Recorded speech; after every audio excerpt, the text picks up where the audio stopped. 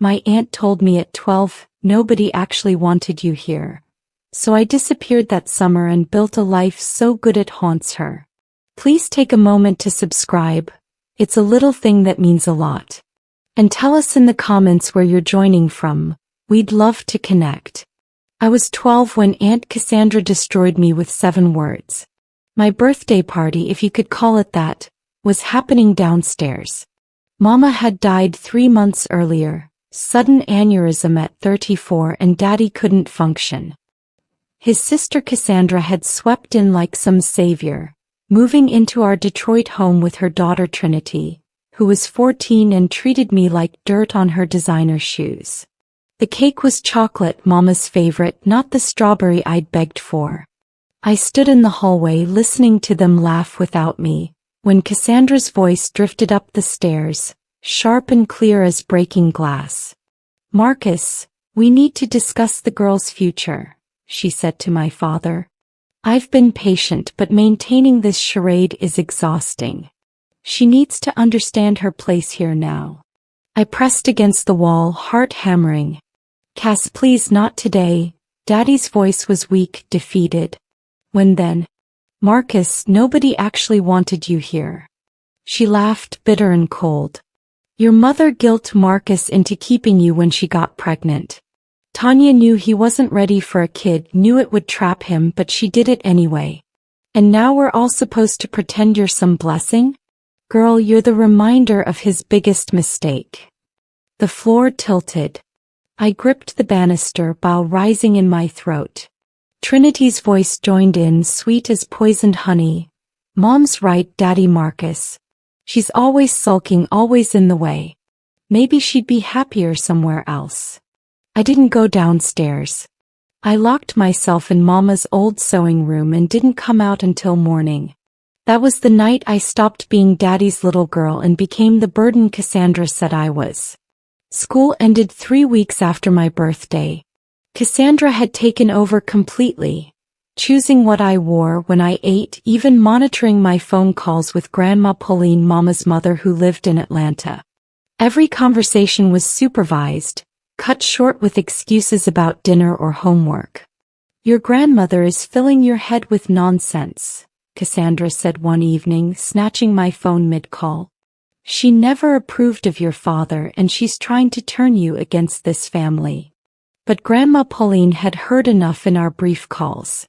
She'd been Mama's rock, a retired teacher with a steel spine and a heart that wouldn't quit. The night before summer break, my phone buzzed with a text from a number I didn't recognize. "Baby girl, it's Grandma.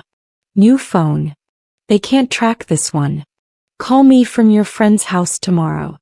I have a plan." I read it 17 times before deleting it. The next day I told Cassandra I was going to my friend Keisha's house to study. Instead, Keisha's older sister drove me to a McDonald's 2 miles away, where I called Grandma from a payphone. "Listen carefully, Amara," she said, her voice urgent. "I've been doing research. What they're doing, isolating you, controlling your communication, that's abuse. I've contacted a family attorney. Your mama left a will, and there are things Cassandra doesn't want you to know." My hands shook. "What things?" "Your mama left you money. Not a fortune, but enough. Life insurance, savings bonds, everything in a trust for when you turn 18. But there's a clause. If anything happens to you, if you're sent away, or if Marcus is deemed unfit, the trustee can release funds for your care." She paused. "Baby, I can file for custody. But I need you to be strong." Grandma Pauline's plan was risky but brilliant. I'd spend the summer in Atlanta under the guise of a church youth program. Cassandra, always eager to get rid of me, jumped at the chance. Daddy barely looked up from his whiskey when I told him. "That's fine, baby," he mumbled, eyes glazed and distant. He'd stopped being my father the day Mama died, just a ghost haunting our house while his sister played puppeteer. Trinity smirked when she helped me pack. "Don't come back," she whispered, shoving my suitcase. "Nobody's gonna miss you anyway." I smiled back, sweet and empty. "I know." The bus ride to Atlanta took 11 hours. Grandma met me at the terminal and I broke down in her arms, every suppressed sob from 3 months pouring out. He held me tight, smelling like cocoa butter and vanilla, exactly like Mama used to. "You're safe now," she whispered. "We're going to fix this." Her lawyer, Mr. Jerome Winters, was a sharp-dressed man with kind eyes who'd known Mama since high school. He laid out the situation in her sunny kitchen over sweet tea and lemon cookies. "Your father is in no condition to care for you, Amara. Your aunt has no legal guardianship, yet she's making all decisions about your life. The trust your mother established has $47,000 currently, enough for your education and care. Cassandra likely knows about it and is positioning herself to control it by controlling Marcus. Can she do that?"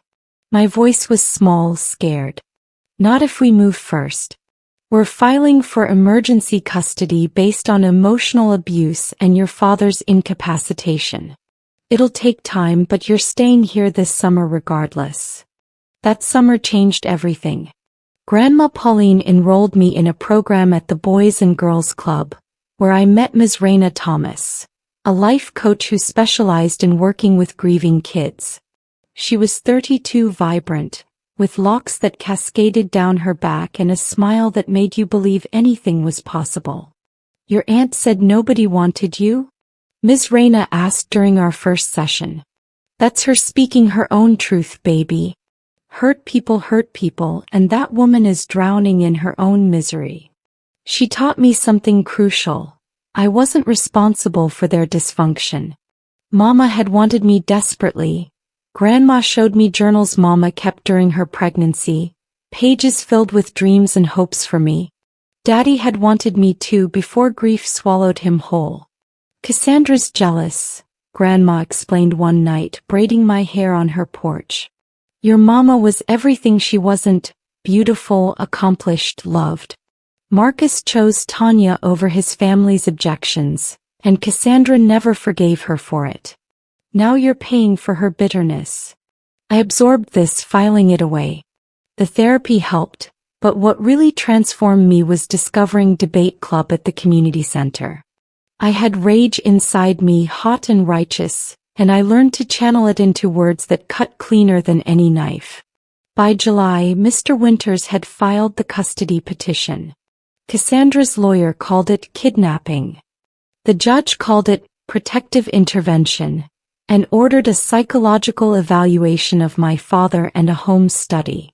Cassandra was furious, calling Grandma's phone at all hours, screaming threats. "You're poisoning her against her own family." Grandma's response was ice cold. "Marcus's family.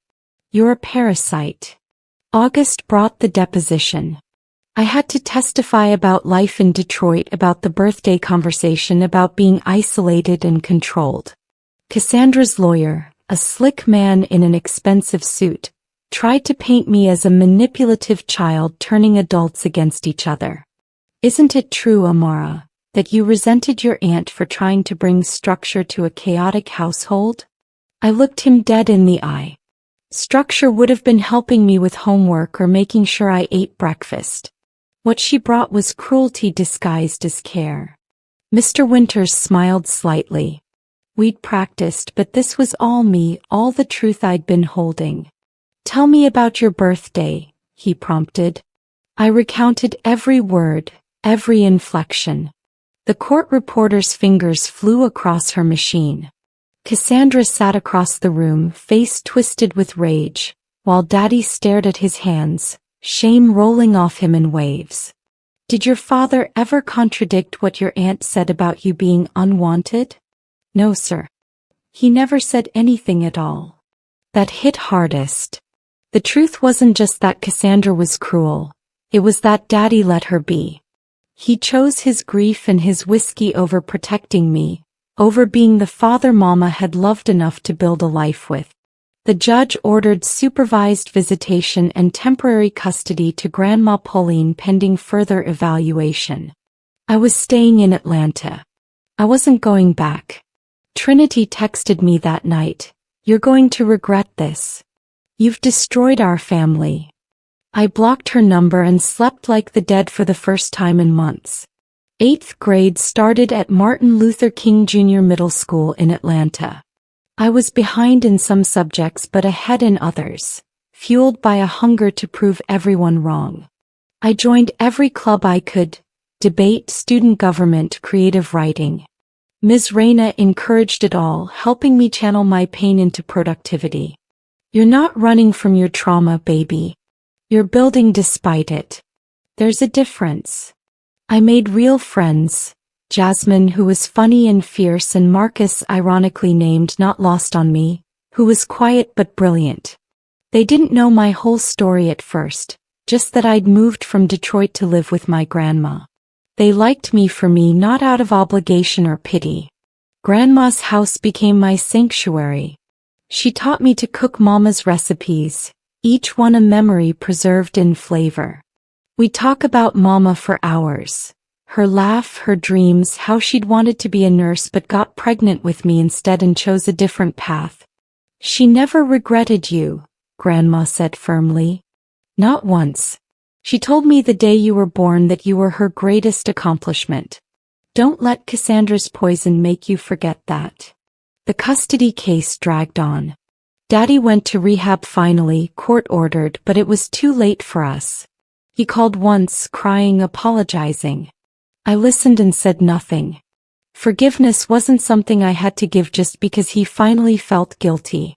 By Christmas I'd made honor roll. I sent a photo to the family group chat Cassandra still controlled. She left it on read. Trinity responded with a laughing emoji. I didn't care anymore. They were my past. Atlanta was my future. Spring of 9th grade brought revelations. Mr. Winters discovered that Cassandra had been forging Daddy's signature on documents, including one attempting to access my trust fund for educational expenses.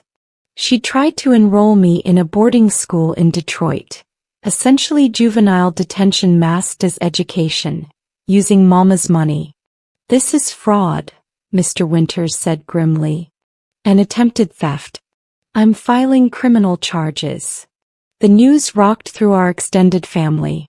Daddy's parents, who'd been distant through everything, suddenly called, mortified. They'd believed Cassandra's stories about Grandma Pauline kidnapping me, about me being a troubled child who needed intervention. We didn't know, Grandma Eleanor said, voice shaking. Cassandra said you'd become violent, uncontrollable. She showed us report cards she claimed were yours. Failing grades, behavioral issues. We thought Marcus needed support managing you. All lies. Every word Cassandra spoke was calculated manipulation, painting me as the problem to justify her control. The criminal investigation moved forward. Cassandra hired a better lawyer, played the devoted aunt card, claimed she was only trying to help her grieving brother. But the paper trail didn't lie. Forged signatures, withdrawal attempts, emails to the boarding school describing me as dangerous and in need of intensive behavioral modification. Trinity finally cracked under questioning. She admitted her mother had coached her on what to say about me, had monitored my phone and social media, had deliberately isolated me from anyone who might advocate for me. She said it was for the family's good, Trinity sobbed to investigators. She said Amara was going to ruin everything my mom had built, that we deserved Dad Marcus's house and money more than some accident baby. Accident baby. Those words again, weaponized differently but just as sharp. The trial was set for June, right before my 15th birthday. Daddy got out of rehab in May, clear-eyed but haunted. He asked to see me. Grandma Pauline left the decision to me. We met at a neutral location, a counselor's office downtown. He looked smaller than I remembered, gray threading through his hair though he was only 39. He cried when he saw me. Amara baby, I'm so sorry. I failed you. I failed your mama. I let my grief destroy the one thing she left me that mattered most. I sat across from him, arms crossed, heart a stone. You let your sister torture me. You heard her say nobody wanted me and you didn't defend me. Not once. I was drowning, baby. I couldn't see past my own pain. I was drowning too, Daddy. I was 12 years old and I just lost my mama. I needed you and you chose whiskey and your sister's poison over me. He had no defense because there was none. The counselor mediated, helped us talk through the wreckage. Daddy admitted he'd known Cassandra was cruel but convinced himself it was discipline, structure, things he couldn't provide. He'd signed the boarding school papers without reading them, trusted his sister when she said it was for my own good. She told me you were becoming just like Tanya, manipulative, seductive, trying to turn me against my own family. I was so messed up I believed her. I laughed, bitter and hard. I was 12, Daddy. 12. And you believed I was manipulative? That I was trying to seduce you away from your family? The accusation was so vile I could barely speak it. His face crumbled. I wasn't thinking straight. Baby, I was so lost. You're right. You were lost. And you know who paid the price? Me. The actual child who needed an actual parent. The courtroom was packed. Family on both sides, social workers, character witnesses. Cassandra wore pearls and a navy dress, playing the part of the respectable, wronged woman. Trinity sat beside her, sullen and silent. The prosecution laid out the case methodically. The forged signatures, the fraudulent documents, the attempted theft. They called me to the stand and I spoke clearly, calmly, recounting every moment from that birthday forward. The jury watched, some with sympathy, others with growing anger. Cassandra's lawyer tried to break me. Isn't it true you were a difficult child? That you resented any authority after your mother's death? I resented being told I was unwanted by the woman who moved into my dead mother's house. Is that difficult or is that human? The courtroom stirred. The judge called for order. They played the recording. Yes, recording. Grandma Pauline had, unbeknownst to anyone, given me a small voice recorder that summer before I left Atlanta, just in case.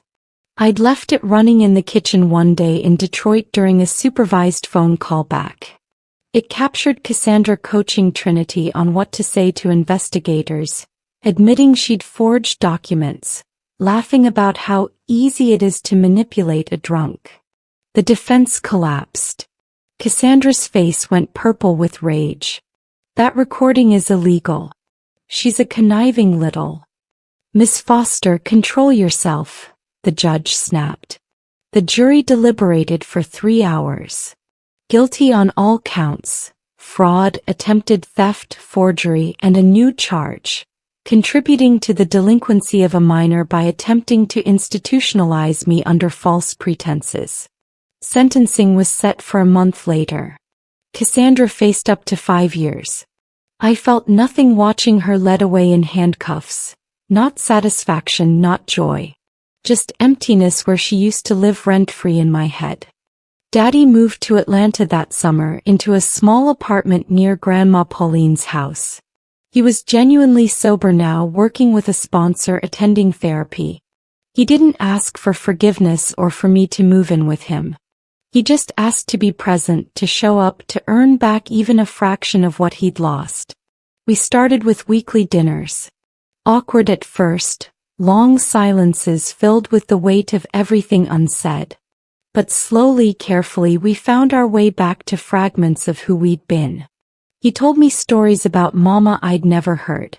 How they met at a house party, how she'd punched a guy who disrespected him, how she'd cried happy tears when they found out I was coming.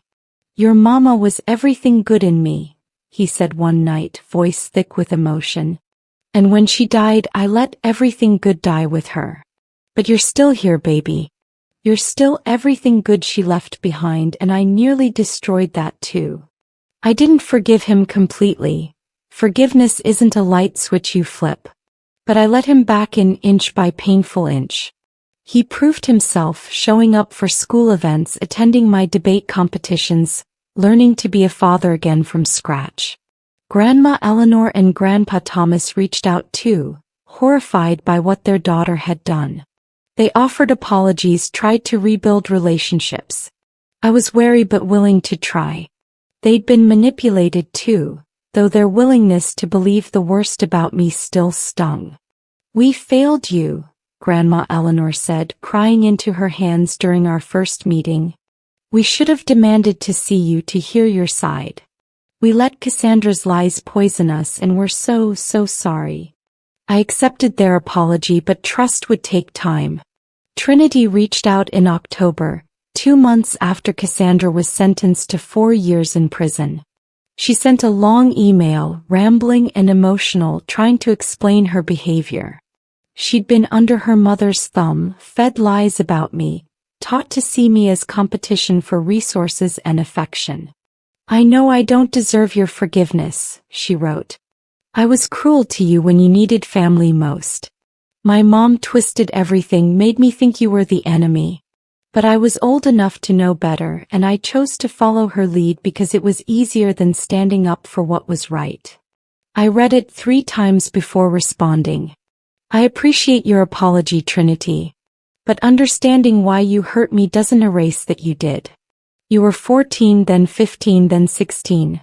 Old enough to choose kindness. You chose cruelty instead. I hope you find peace and become a better person than your mother raised you to be, but I can't be part of that journey. Take care of yourself." She responded with anger first. How dare I not forgive her? Didn't I understand she was a victim too? But days later another email came, shorter and more honest. "You're right. I made my choices. I hope someday you can think of me without anger, even if you never forgive me. I'm sorry, Amara. For all of it." I never responded to that one. Some apologies you accept silently and move forward. Forgiveness doesn't mean reconciliation. Sometimes it means releasing someone from your life entirely so you can both heal. He sent a Christmas card. I threw it away unopened. The past deserved to stay buried. I graduated high school at 16, a year early, with a full scholarship to Spelman College. Debate champion, student government president, published poet. I'd built myself into everything Cassandra said I'd never be. Daddy came to graduation sober and proud, tears streaming down his face.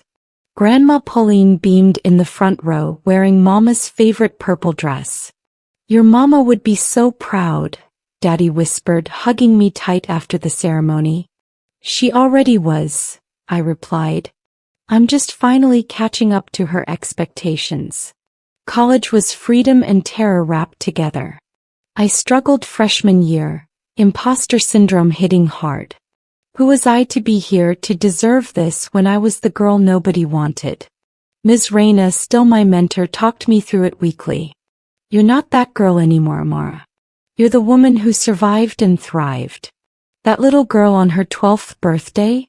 She'd be in awe of who you've become."